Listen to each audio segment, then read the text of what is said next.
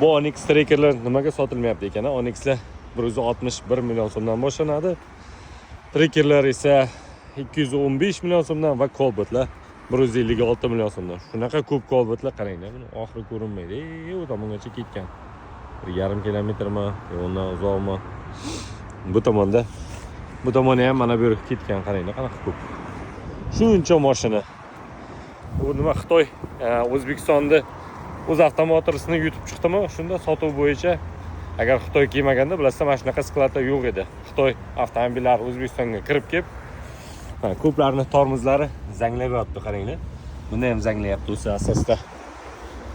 Mana bunda ham Trackerda ham qaranglar.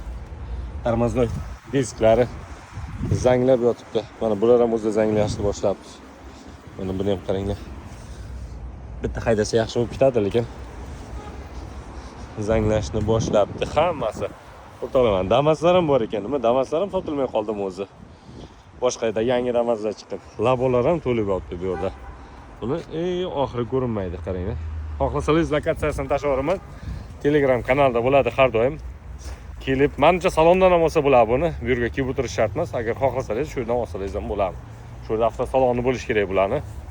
Rosa ko'p, lekin Damasdan qaranglar, to'lib ketgan bular ham.